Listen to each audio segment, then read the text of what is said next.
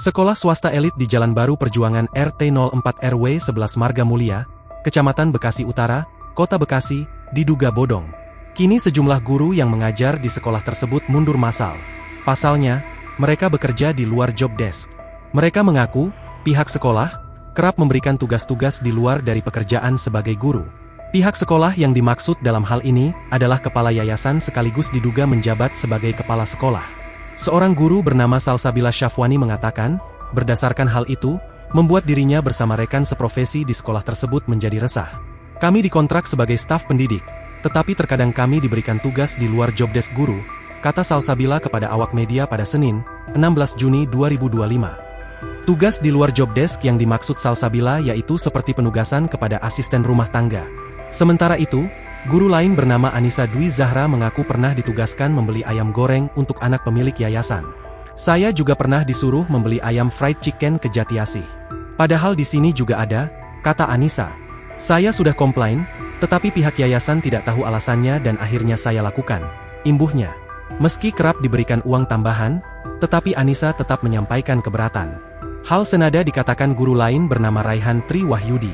Setiap hari sebelum bekerja, Raihan diminta ke kediaman pemilik yayasan terlebih dahulu untuk mengantar sekolah.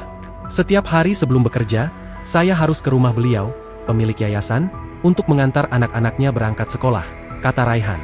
Raihan mengaku berat untuk menolak ketika ditugaskan oleh pemilik yayasan atas dasar status karyawan dengan pimpinan. Sehingga, dirinya mengaku terpaksa melakukannya. Selama kerja di kantor sebagai staff education, saya cuma dapat gaji.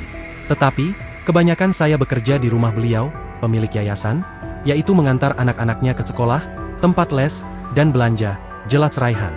Tak hanya dari guru, keluhan juga datang dari sejumlah wali murid. Pihak wali murid mengaku dibuat kecewa dengan berhentinya operasi sekolah secara tiba-tiba tanpa pemberitahuan. Hal itu seperti diungkapkan salah seorang ortu siswa, Nurhaliza, 33. Maksudnya sia-sia waktu saya, kenapa kayak gini, harusnya kan di WhatsApp sayanya kalau misalnya emang tidak ada progres lagi sekolahnya. Kata Nurhaliza saat ditemui di lokasi, Senin, 16 Juni 2025. Ia menjelaskan, dirinya hanya mendapat informasi untuk anaknya agar datang ke sekolah pada Senin, 16 Juni 2025, guna mengikuti ujian susulan. Sebab kata Nurhaliza, anaknya sempat sakit dan kemudian diminta untuk mengikuti ujian susulan. Akan tetapi, begitu sampai ternyata sekolah berhenti beroperasi dan pagar digembok. Download Tribun X sekarang. Menghadirkan lokal menjadi Indonesia.